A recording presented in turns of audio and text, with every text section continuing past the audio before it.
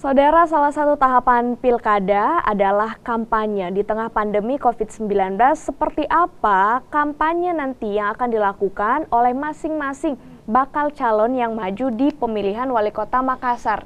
Saya ke Pak Gunawan dulu. Seperti apa, Pak? Ada mekanisme khusus, panduan khusus atau seperti apa? Kampanye kan ada beberapa jenis ya. Pertama pertemuan terbatas, kemudian yang paling umum orang ketahui selalu identikkan dengan kampanye adalah rapat umum. Kalau berdasarkan PKPU 6 ya mengenai bagaimana menyelenggarakan pemilihan serentak di tengah pandemi, kampanye untuk rapat umum di ruang terbuka ya itu sudah dibatasi 50% dari kapasitas tempat. Ya, jadi tidak boleh lagi seramai yang dulu, misalnya sangat padat dan sebagainya. Tapi tetap boleh dilakukan secara tatap muka? Tetap boleh dilakukan. Jadi petunjuk di PKPU adalah diupayakan untuk virtual, itu terlebih dahulu. Hanya saja kemudian ada alternatifnya. Alternatifnya adalah ketika tidak bisa diupayakan melalui virtual, tetap bisa dilaksanakan rapat umum, tapi dengan catatan harus 50% dari massa yang hadir, harus 50% dari kapasitas tempat ya, kapasitas tempat. Saya kira ini jadi wewenang Bawaslu nanti untuk mengawasi apakah betul. Saya kira juga ini tantangannya yang sangat sulit untuk mengukur misalnya berapa banyak ini, tapi sebenarnya prinsipnya adalah agar massa yang hadir tetap bisa menjaga jarak ya, menjaga jarak. Kemudian ada juga pertemuan terbatas. Kalau pertemuan terbatas tadi kalau rapat umum, saya tambahkan sedikit, jamnya itu memang sudah diatur dari jam 7 sampai jam 5 sore. Kemudian untuk pertemuan terbatas tidak dibatasi jumlahnya, hanya saja dengan pertimbangan memperhatikan tempat. Ya. Saya kira prinsipnya adalah kalau di undang-undang itu jelas disebutkan jaraknya harus minimal 1 meter, selalu jaga jarak 1 meter. Demikian pula dengan misalnya kayak debat kandidat ya, debat kandidat tetap bisa dilakukan, hanya kemudian disebutkan bahwa yang hadir itu wajib hanya pasangan calon, kemudian tim kampanye dibatasi ya 1-2 orang, dan kemudian simpatisan dan sebagainya, pendukung tidak dibolehkan masuk di area. Berarti nanti tetap akan ada debat kandidat? Tetap ada. Bahkan sampai pada semacam saat pendaftaran calon misalnya itu diatur keharusan untuk tidak memakai alat tulis yang sama, atau misalnya dokumennya harus nanti dibungkus pakai plastik dan sebagainya, itu ada di PKPU 6. Berarti semuanya dibatasi ya, jumlah dibatasi, orangnya ya. Biasanya. Jadi prinsipnya sebenarnya bagaimana protap COVID ya, kedisiplinan COVID ini bisa tetap dijalankan.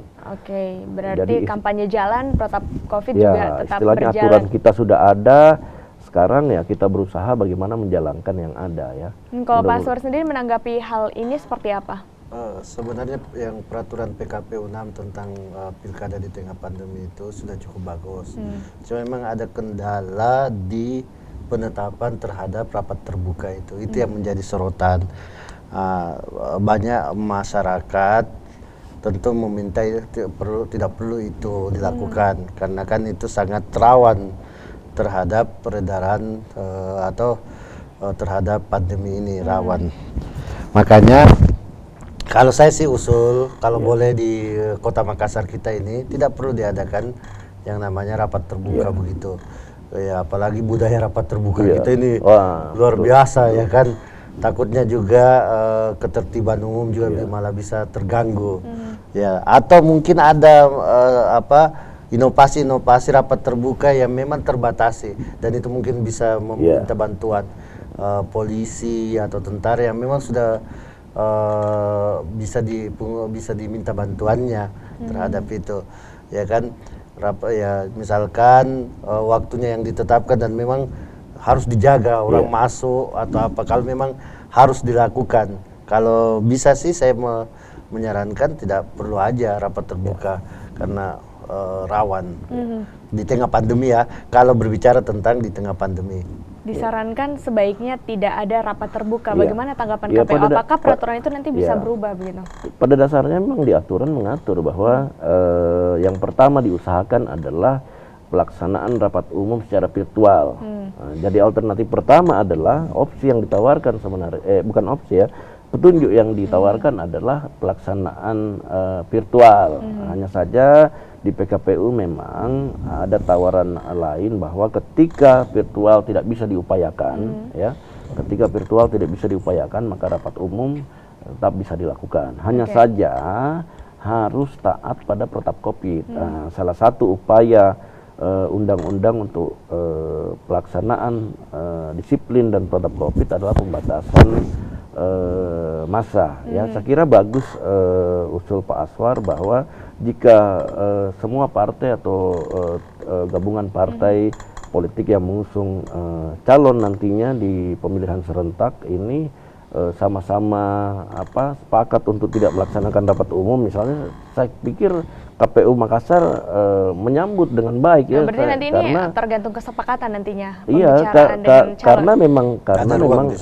karena memang ada ruang di PKPU, bahkan menyarankan saran pertama adalah kampanye diupayakan secara virtual. Hanya saja kan kadang-kadang di virtual ada batasan-batasan, ada kendala-kendala. Tidak semudah misalnya kita Zoom meeting beberapa orang, ini rapat umum loh, banyak orang dan sebagainya. Mungkin ada beberapa orang yang ada beberapa tim misalnya menganggap bahwa tidak akan efektif kebiasaan melaksanakan rapat umum. Nah, di undang-undang diberikan alternatifnya ada, hanya saja prinsipnya tetap harus tidak boleh dilanggar. Misalnya kedisiplinan wajib tetap dijaga. Saya kira ini nanti tugas teman-teman Bawaslu nanti akan mengawasi jika ada pelanggaran-pelanggaran. Berarti yang paling utama adalah disiplin protokol kesehatan. COVID. Saya kira memang inti dari semua pelaksanaan pemilihan serentak ini tengah pandemi adalah kedisiplinan kita. Ya, makanya saya bilang tadi tugas KPU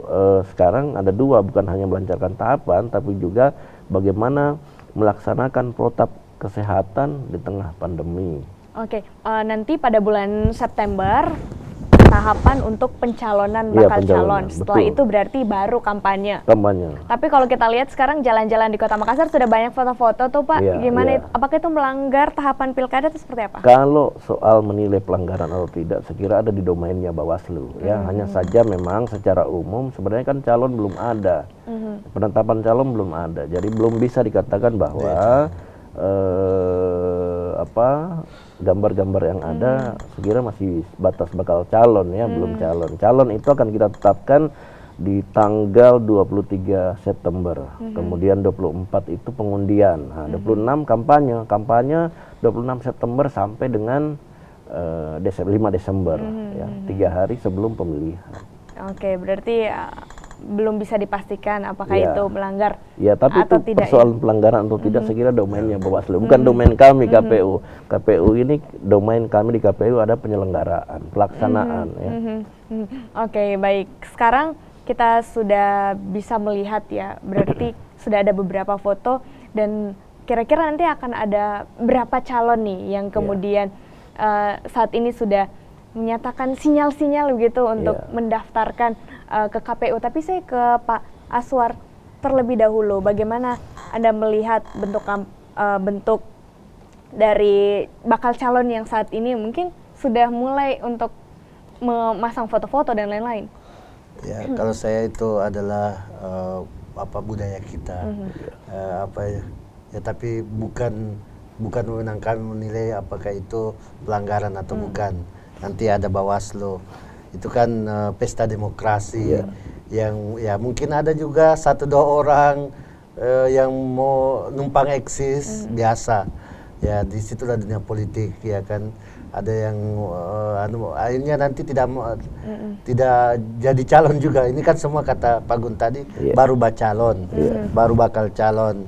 Ya, dan ya kalau terkait apakah itu ada pelanggarannya atau tidak, ada Bawaslu atau ada mungkin ya pihak terkait lain yang bisa menilai itu.